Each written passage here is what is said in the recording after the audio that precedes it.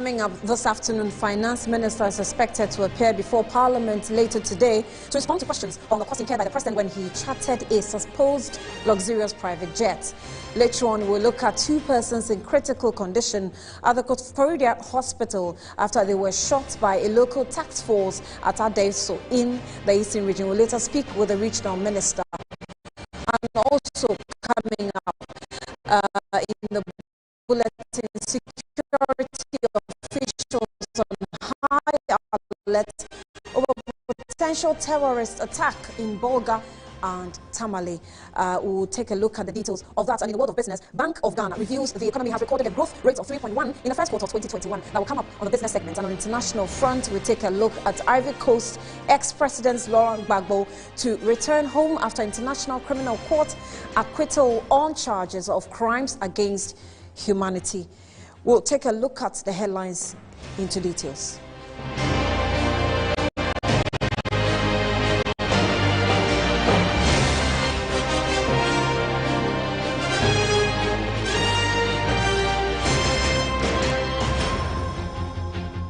And now in our first story, the Minister for Finance, Ken Ofori-Atta, is expected to appear before Parliament later today to respond to questions on the cost of President Akufo-Addo's recent trips to France, Belgium and South Africa. According to Parliament's presidential correspondence provisional order paper for today, MP for Tong Samuel Okudzeto-Ablakwa will ask the Minister the cost of official trips of the President to the taxpayer. Now, we will be joined in a studio by our parliamentary correspondent for more about this. But first, here is the Minister of Defense justifying why the President, Nana Addo Dankwa Akufo-Addo, didn't use presidential jets for his recent trips.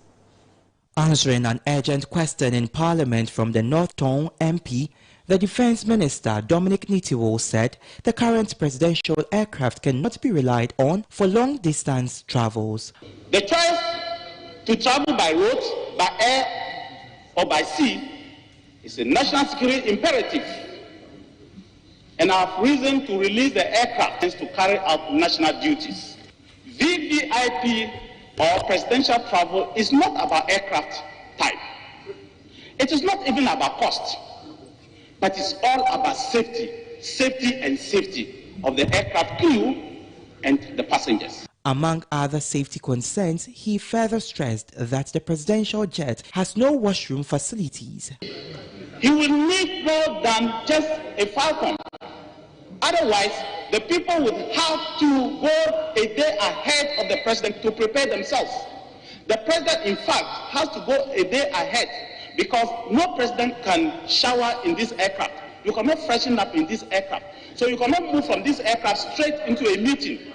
If you are using a commercial plane, Mr. Speaker, it's the same thing. If you are going and you stop by Emirates, the Dubai government will have to give you courtesies. When you are going to the United Kingdom, the United Kingdom government will have to give you courtesies that are not necessary. But the response drew a sharp criticism from the minority side. Other people.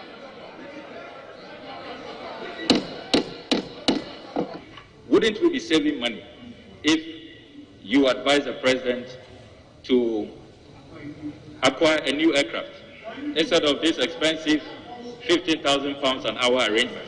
Clearly, this cannot be sustainable.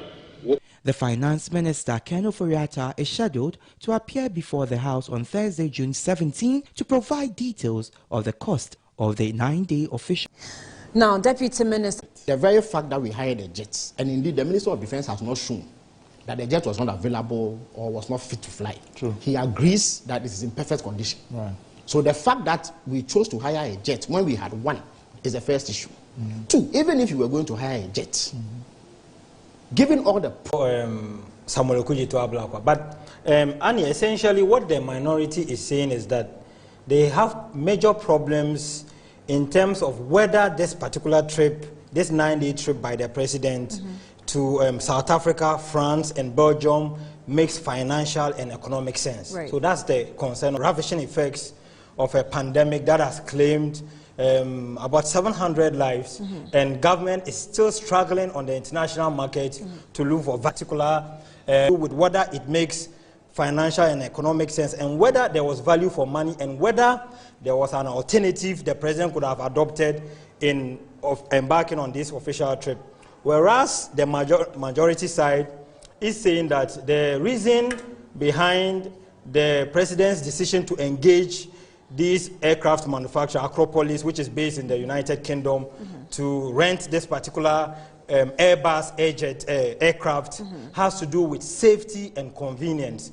So it was in response to a question by the honorable member for Northton that the Minister of Defense said that, you know, the aircraft itself, apart from the fact that it is not airworthy, you know, it has no shower facilities, so that if the president has to proceed into a meeting once the aircraft lands in a, you know, in a country, it becomes difficult. So that's how come, you know, that issue of the showering came into that discussion. The Minister of Defense, you realize, stressed on the area of safety, which is the reason why they thought that the current, you know, flight that we have is not appropriate for the president.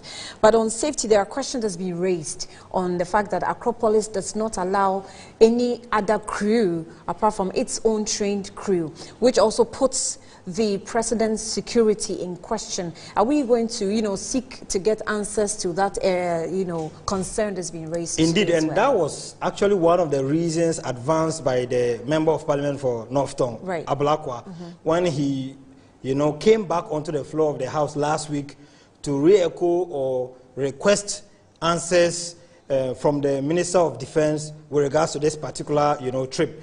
And his point is that if you are engaging the service of Acropolis and they are providing you a pilot and an aircraft, you don't know this pilot who is even going to, you know, man this particular flight for these number of hours in the air.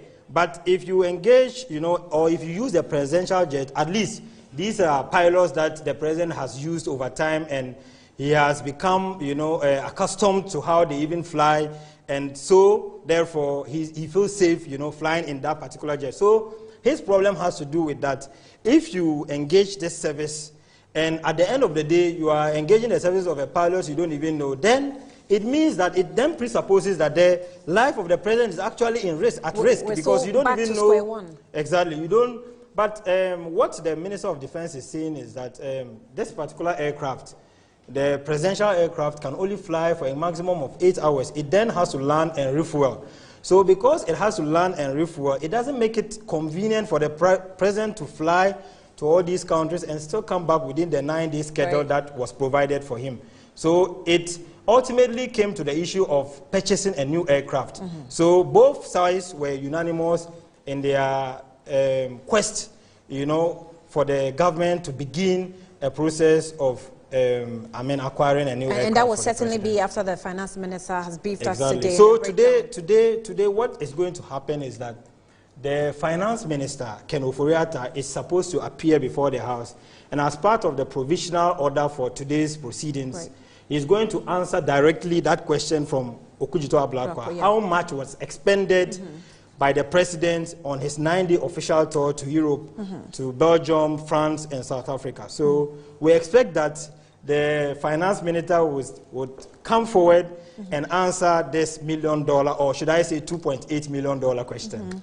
So we're expecting that, and we hope that you'll come back with some more details on how the breakdown is going to look. We'll follow up as here with the team to give you more details on that. Let's now move to other stories where 2 persons are receiving treatment at the Koforidua Regional Hospital after they were allegedly shot by several members of the Community Mining Protection Unit at Adeso in the Upper West Achim district of the Eastern Region. Local mining task force set up by the Ochihinos Osajifo Amoitio for Penny stormed the mining concession at Adeso and allegedly unleashed brutalities on the workers, shooting 2 persons in the process.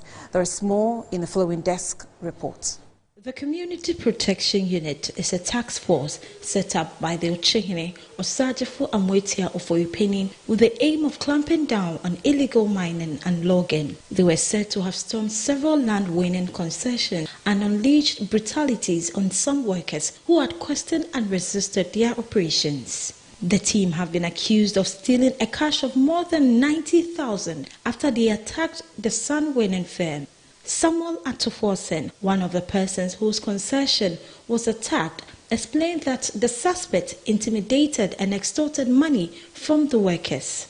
According to him, they shot the tie and the legs of two of his workers on duty who had questioned why they retrieved the over 90,000 from his account. The victims are Razak Hassan, aged 25, and Bright Apal, aged 30. Atoforsen explained that they alerted the firm's drivers who blocked the main Adesu road with their tipper trucks to aid the police and some residents in arresting the suspects. 3 out of the suspects were, however, apprehended by the Adesu District Police Command. According to Atoforsen, the police retrieved AK-47 assault rifles, ammunition, police and military uniforms, and other accoutrements when they searched their vehicles. The suspects, Atoforsen alleged, have been set free by the Adesu police after the police claimed the Eastern Regional Minister Seth Kwame Echampong called and ordered for their release. And we're joined by the Eastern Regional Minister, Seth Kwame Echampong, who is in the middle of this and has been accused of having ordered for the release of the alleged members who committed the crime. Honourable Member, thank you for joining us here on NewsBeat, and I hope you're doing well. Have you been briefed on this happening, this security situation on our mining pits? Have you been briefed about it? Yes, I have a total brief on all mining activities within the region. Mining activities within the region comprises of gold, diamond, limestone, and sand. And I'm sure the matter in question here is related to sand winning. And that's also a mining activity, which we have received several reports on their operations and how it borders on public safety. So this particular update, do you know about this team that is allegedly been set up by the Ochihine? Let me start off by saying that I only know of the state security apparatus. However, I understand as a native and a traditional person out from a royal home. All royal homes have their traditional traditional men who help them in terms of guard and protection. And Ochimai State have one of such young men who help protect the state, not necessarily wielding arms, but to offer traditional protection, as our practices have been. If you have ever had opportunity to visit the Oforipeni Fie, you would witness what I'm talking about. That is how our traditional states are organized. You must know this particular task force then, who were allegedly accused of shooting some 2 persons who are currently at the hospital. You must know them, and you know something about this issue. Is it true that you ordered for their release? Unfortunately, I don't know who made that statement, but let me be very clear here and quite categorical. By law, I have no locus to order for a bail to be granted to any person. And so those who are so quick to label blame on officialdom, just because the names of officialdom easily just catches on and sells, should just desist from that. I'm not of such characters. I understand my remit and I understand my mandate offered to me by His Excellency the President of the Republic when he asked me to represent him in the region. I do not and I will not do such things. So I don't know whoever gave that report out there, but it is totally false. The records are there, the records are clear. The person who stood in for surety has his name on the records. The police have briefs. How would I get people to be released? By what authority? So, when the police themselves understand functions and their rules. So do you know? So do you know if maybe as head of Regional Security Council, do you know if these young men have been released, and what's the updates of those who were shot at the hospital currently? I'll speak with you. The gentlemen that the Adesu District Police arrested are before now Police Command, going through the processes, the dockets of those who were equally sent to the Chebi division. We've asked for the dockets to be brought to Koforidua. Similarly, dockets of those who were sent because Adesu is a district, the division is Asamankese, is coming before us in Koforidua. How would I sit here and grant and order people to grant bail in the region? I don't worry about that. I'm not perturbed. I will do what is right. Those who think they have a way of manipulating the system and have been going about it clandestinely just should be watchful. How on earth can you tell me that you are a sand-winning contractor and you arm your operatives on ground if you are genuinely doing a good business? I am not coming there, but we'll definitely do what we have to do as mandated by law. That's some strong advice and warning there. But we will team up with you here at Metro TV and follow up as far as the Galamsey fight is concerned, so that you will continuously give us the updates. We'll get back to you later. Thank you, Honorable, for speaking to us. Pleasure for the opportunity to air this matter. Thank you so much. Right. He is the Eastern Regional Minister, Seth Achampong, also former Member of Parliament. Let's still stay with some further security issues. And security has been beefed up in the Bogatanga in the Upper East region and Tamale in the Northern region following reports of a potential terrorist attack there. Police in the Upper East region has raised an alarm that some suspected bandits from Burkina Faso are planning to attack some parts of the country. According to the Director of Public Affairs of the Ghana Police Service, Superintendent Sheila Abeye Bakman, all regional commanders have been directed to increase patrol and quell the attack. Internally, several communications go on, and they go on in several forms. One of them is this wireless message that is addressed to specific people, but it's now in the media space. When we put out information that is not meant for the public in the public space as it has happened, it causes undue fear and panic because it is targeted at specific people. And this is not the only communication to them. There are several other communications to them. So we should be rest assured as the public that everything that security officers have to do, police as one agency and several other agencies that help in that manner, we are doing to prevent crimes from happening. And in fact and indeed, several crimes are prevented from happening on a daily basis across the country.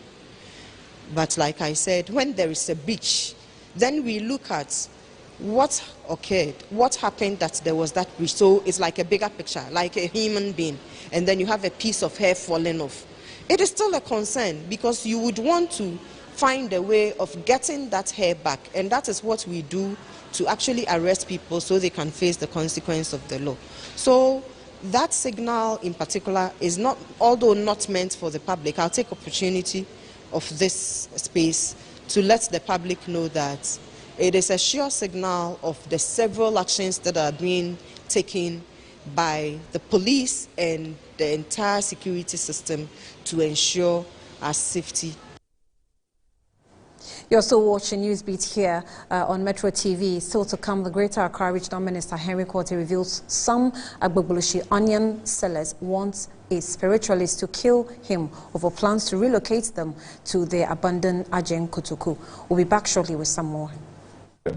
Because you see, we have made alternative arrangement for them. And the Matisi is one confirm Mala and Biaba said first to me, Mudiagro. Mala, no fan car, no good crew, because God exists. Nothing will happen to Henry Quartey by the grace of God. And by the 1st July, inshallah, we will move them.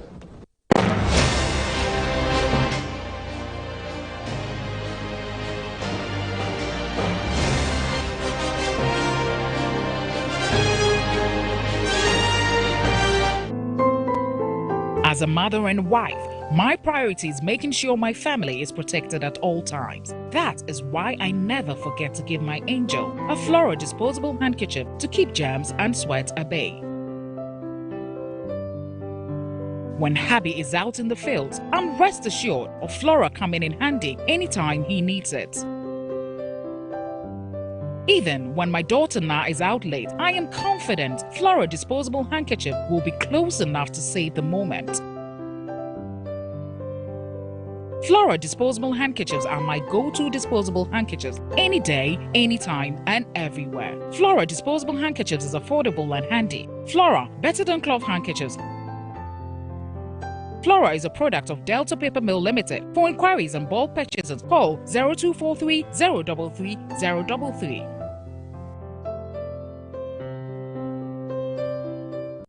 Blood gives life. Blood is very important. Let's donate blood to save lives. On Saturday, June 19th, 2021, Metro TV, Original TV, and Original FM humbly invite you to be part of blood donation exercise at the premises of Metro TV, close to Alisa Hotel on Dr. Isert Street at North Ridge in Accra. The exercise will start at 7 o'clock in the morning. It is in commemoration of the World Blood Donation Day. Join us Save Lives as we donate blood for the Blood Bank. This exercise is in partnership with Blue Skies, Pharma Nova, manufacturers of 3 First Serum, #1 builder of blood cells. There's a place for people like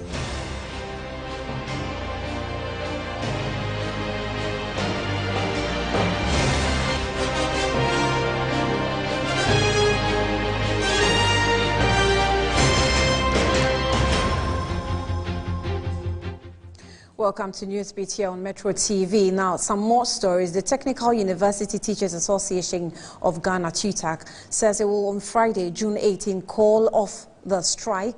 The association began on Monday, June 14, over conditions of service. There's more in the following report. The association is protesting the poor conditions of services and the frustrations the technical universities go through in obtaining accreditation for academic programs. The Technical University Teachers Association of Ghana announced last week that its members will embark on a partial strike from Monday, as members of the association have been urged not to teach, invigilate, mark examination papers and submit results and meetings of any of the technical universities. Subsequently, the National Labour Commission instructed the association to suspend its intended strike and appear before it yesterday. Speaking with Metro News on the sideline of the meeting, the national president of TUTAG, Dr. Michael Akurugu, stated that they will suspend their ongoing strike on Friday, but the union is not happy about the 3 months given by the commission to resolve their challenges. Even though we are not so happy with the 3 months period, because we know what can happen. Government can decide to go and sleep, and by September, government will come back here with excuses, oh, give us more time. But then, as people who have the welfare of our students and their parents at heart, I'm hoping that, or we the representatives here are hoping that when we get back to our constituents and explain to them, they will accept the 3 months period that the Labour Commission has given us. Meanwhile, the Deputy Minister for Employment and Labour Relations, Bright Rekubrobe, is hopeful that the lecturers will call off their strike. We explained to each other and they understood. So what I would say is that we are grateful to them and that we are hoping that they call off the strike as early as possible for academic work to resume. In an interview with the press, the Executive Secretary of the National Labour Commission, Ofosu Asamoah, had this to say. We mentioned that they were to negotiate on certain issues that they themselves had agreed that were outstanding at the last decision, which include their scheme of service, and there's a parity of allowances, placement, and so on. So that is what we said that, and that's what they have not been able to agree on at the time. So this time round, we gave them timelines. At the first one, it was open-ended. Go and have these discussions, right? So one will ordinarily expect that if things did not go well, either one of the party or the two will come to the commission and the next time we heard was a notice of strike. Now, the Greater Accra Regional Minister Henry Quartey says he has uncovered a plot by some onion sellers at Ogbuglushi here in Accra to have him killed spiritually over plans to relocate the sellers to the abandoned Ajen Kotoku site. Speaking on an Accra-based Net2 TV, Henry Quartey said nothing will stop him from doing his work as part of the Let's Make Accra Work campaign. According to him, so far, a God exists, nothing will happen to him. Here, baby, is your mom. And I'm saying, Jenny, any cement in camp. I was so smart. When you are done, I am for no say, and pa, a grand will be do a honor, and then my chrono, a ye, a betumpon. Into him for no, I didn't go to class. I says, when you have 50,000 Ghana one plot. I him for no, I was shocked. Say, your man was here, I buy. The mobile here. And to put together, my close about 28 acres of land. Yes, no, okay. So far, I need to thank them. They haven't collected 1 Ghana cedi from government. This is unheard of. Almost and minimum machine was so say juma. ACC so kama amomo no mako. Avele etiom so mkobi. Unyamitiasi on the first. Whether they like it or not, by the grace of God, we will move them. Because you see, we have made alternative arrangement for them. And the Matisi is one of our and by say first to me, because God exists. Nothing will happen to Henry Quartey by the grace of God. And by the 1st July, inshallah, we will move.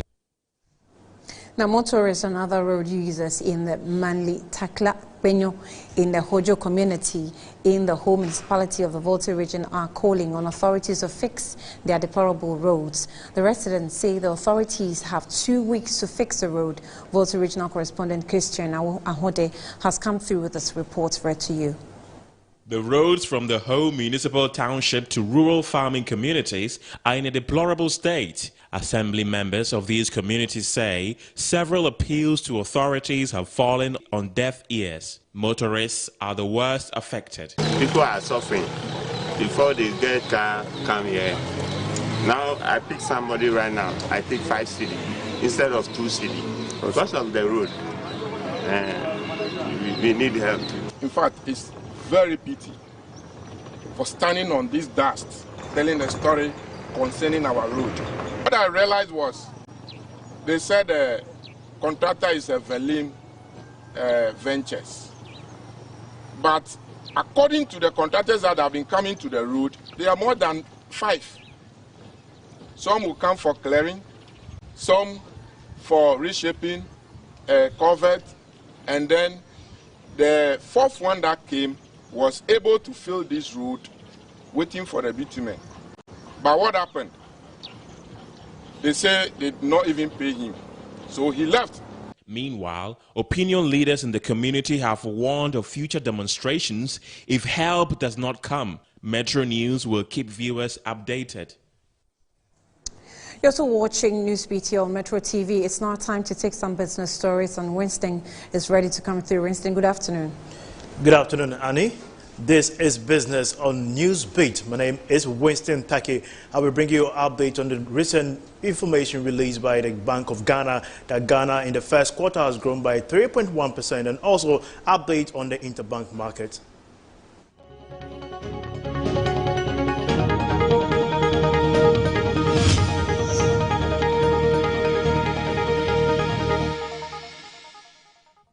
Ghana's economy recorded a growth rate of 3.1% year-on-year in the first quarter of 2021, compared with the 7% in the same period last year. The agricultural sector recorded the highest growth of 4.3% and was followed by the services sector with a growth of 4.0%. There is more in the following The Export report. GDP growth rate without oil and gas for the first quarter of 2021 is 4.6%, which compares to the same period in 2020 with a growth rate of 7.9%. The agricultural sector recorded the highest growth of 4.3% and was followed by the services sector with a growth of 4.0%. The industry sector also expanded by 1.3%. The most important subsectors are transport and storage, information and communication growing by 9.8%, trade, repair, vehicles and household grew by 7%, and financial and insurance activities, education and public administration, and defense and other social security also saw growth rate of 4% each. For also, industry account for 26% of GDP, with mining and quarrying 10%, construction 8%, and manufacturing 7%. Agriculture account for 22%, mainly crops of 7%. On the expenditure side, household consumption is the main component of the GDP and account for 81% of its total use, followed by gross fixed capital formation, government expenditure, and changes in stocks. Export of goods and services account for 48% of GDP, while import for 52%, subtracting 4% of total GDP. The Bank of Ghana's first quarter statistical bulletin data has revealed interest payment on debt, together with compensation of government employees, has overtaken money generated in the domestic economy by 24.4% in the first quarter of the year. According to the data, Ghana generated 12.5 billion Ghana cedis from the domestic economy as of first quarter of 2021, but spent 8.2 billion Ghana cedis on interest payment and 7.3 billion Ghana cedis on compensation of employees, taking the total figure to 15.6 billion Ghana cedis. This means government had to borrow in excess of 3 billion Ghana cedis to cover these two basic obligatory expenditures. Besides these two, other expenditures of government amounted to 23.4 billion Ghana cedis in the period under discussion, pushing government to borrow more than 11 billion Ghana cedis to cover all its expenditure incurred in the first quarter. The issue of high interest rate payment debt has recently gained public attention. Now moving on, the Parliamentary Select Committee on Trade and Tourism has commended the management and staff of the Integrated Customs Management System for working tirelessly in generating over 18 billion cedis for the state barely a year into its operations. The committee, which embarked on a working visit to the ICOM's offices, however, urged management to work harder in sealing any possible leakages in their systems, which may be denying government the much-needed revenue for development. Deployed on June 1st, 2020, the Integrated Customs Management System currently covers some 135 customs operational points across the country, including the Ilubu and Aflao borders, the Tema and Takoradi ports, as well as the Kotoka International Airport. Key stakeholders within the port trade chain say import and export procedures through the country's sea and land borders have seen a significant improvement in clearance time. This feat, according to them, is attributed to the implementation of the much talked about Integrated Customs Management System. Pre-manifest declaration procedures embedded in the ICOMS has provided room for importers and exporters and agents to clear cargo within a day, except in situations where they had unsatisfactory issues with the cargo examination processes. The Parliamentary Select Committee on Trade and Tourism's visit to the ICOM's Operations Office facility was to enable them understand and appreciate the operational efficiency of the system. The team said they were happy that revenue generation over the past 1 year had been impressive. We want an efficient system on which trade facilitation would contribute generously to its development. And from what we have seen today, for me, I think that even my colleagues from the other side of the divide are impressed. From here, we would go to the port and compare whatever they told us here to what is happening on the ground. And if there are any differences, we would bring them out. We see the progress that the introduction of the Unipass system is making. Whether or not it has helped improve the system, whether or not the turnaround time has improved, broad efficiency, whether or not it's helping to increase government revenue, which is really what is very important. And I think we listened to the presentation, a very impressive presentation. We intend to follow up at the port to talk to other stakeholders, importers and customs, as part of this process we are undertaking. Chief Executive Officer of Ghana Link, operators of the ICOM's Unipass system, said his outfit remains committed to working for the interest of Ghana. We make sure that we deliver a very robust system for Ghana.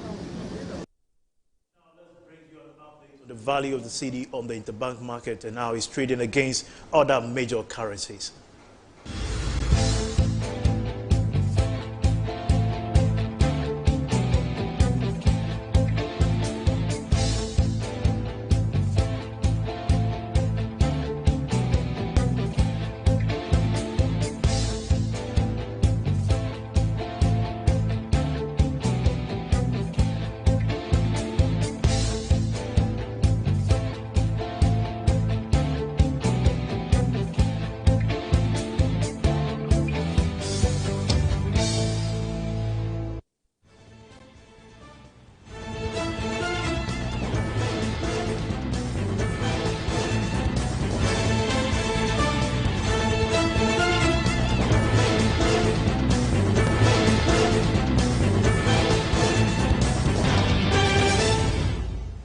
That's all for business here on NewsBeat. My name is Winston Taki. Up next is Sports with Johnny after this commercial break.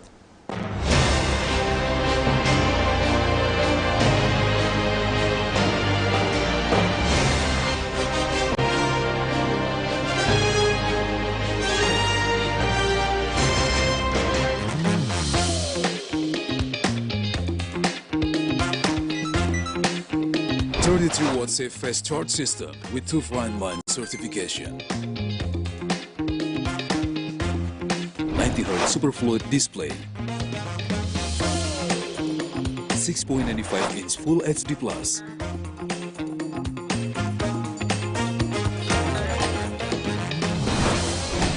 MediaTek Helio G95 processor. Unbeatable gaming experience.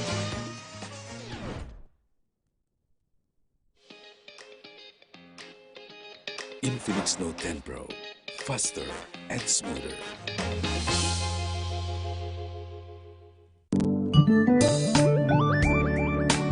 In Ghana and in Africa, there is only one place to look to get that luxurious design and decor for your offices and homes. Visit Jamila Home. We give you the climax of luxury wherever you find yourself. Presidential and executive office furniture, living room set, dining set, stunning mirrors, adorable wallpapers, lovely king and queen size beds, valuable antiques and antique goods, beautiful chandeliers and more. Into the bargain, we provide caring customer service, prompt delivery service, skilled and artistic full house design and decor services, and free decor ideas for your space. Our products and service is unparalleled, boasting of top-tier clients all over the globe.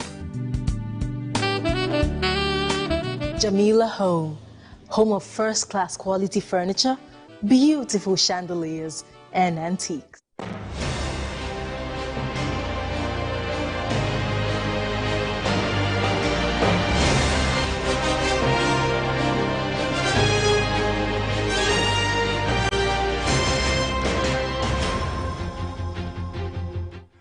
Welcome back. Up next, we're bringing you the latest in terms of sports.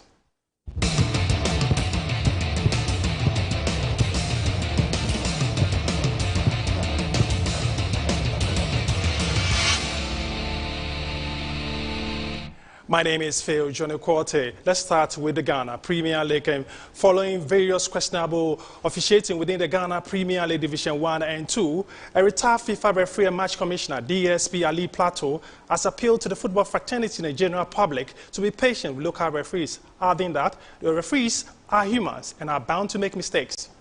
Good reflexes from Bauer, and another point-blank save. Game will continue. This, I doubt if it was a penalty.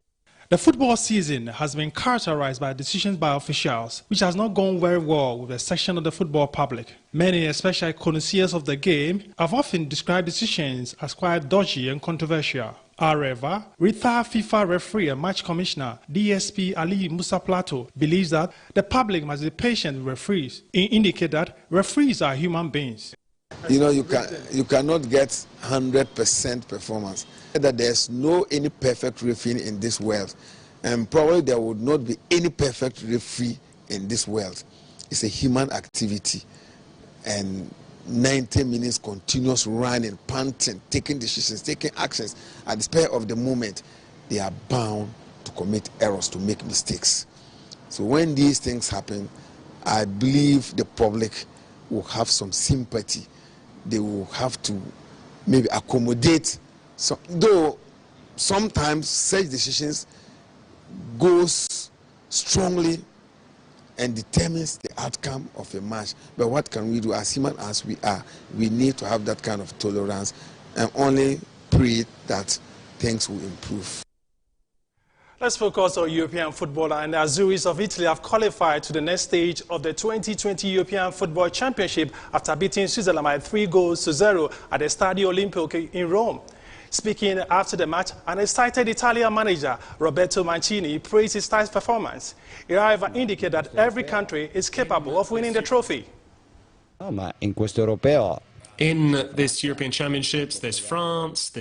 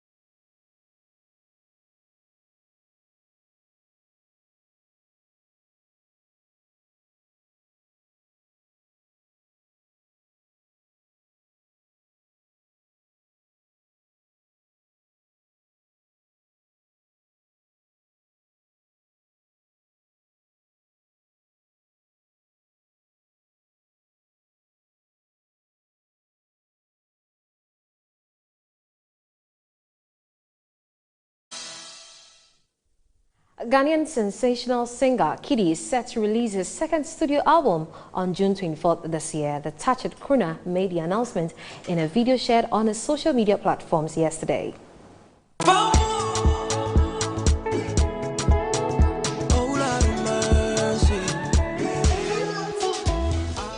The multiple award-winning singer has been working on a new album and is set to release it later this month on June 24. The album, titled Golden Boy, will be Kitty's second studio album after releasing his first, Sugar, 2 years ago.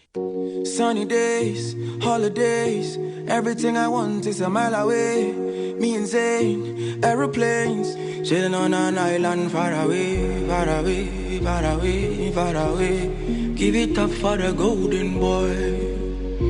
Ooh, so give it up for the golden boy. He won the Album of the Year at the 2020 VGMAs with his first album, Sugar, which featured the likes of Mayokun and Peruzzi from Nigeria. The Golden Boy album is expected to be a great masterpiece from the Lynx Entertainment signee. Since signing up with Lynx Entertainment, Kitty has released a number of hit songs including Enjoyment, Say Cheese, Adiepena, among others. His latest song, Touch It, is one of the top hits in the country, with the video getting over 1.7 million views on YouTube. Kitty has 9 nominations at this year's VGMAs and is in strong contention. Jada Pinkett Smith yesterday shared a never-seen-before poem by Tupac Shakur to remember him on his birthday. Tupac would have been 50 years if he was alive. The actress, 49, posted a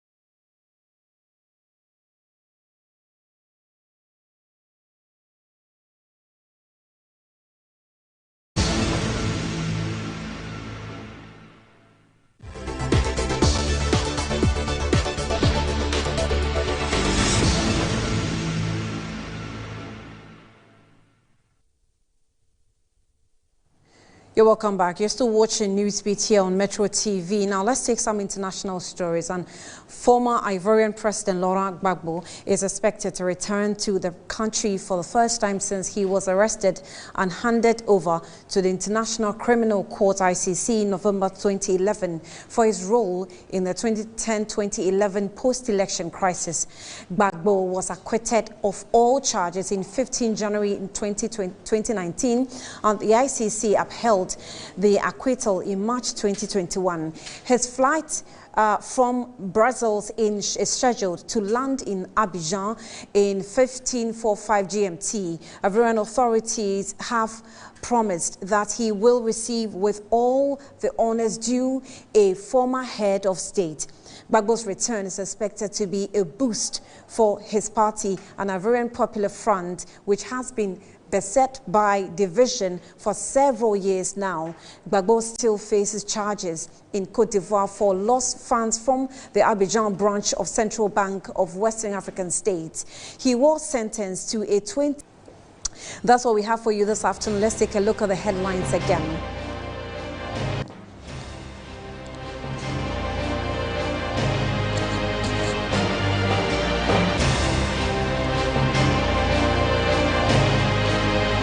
Finance Minister expected to appear before Parliament later today to respond to the questions on the cost incurred by the President when he chartered a supposed luxurious private jet.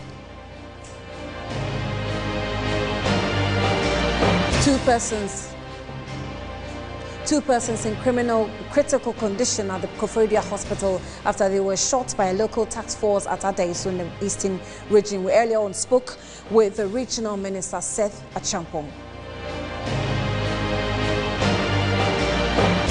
Also in the bulletin, we saw the security officials on high alert over potential terrorist attack in Bogotanga, Tamale. Metro News will follow up and bring you updates of that later on.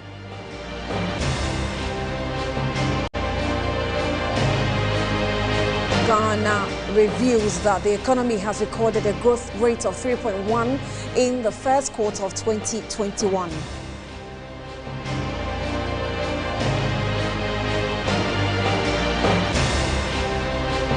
And on the international front, Ivory Coast's President Laurent Gbagbo to return home after International Criminal Court acquittal on charges of crimes against humanity.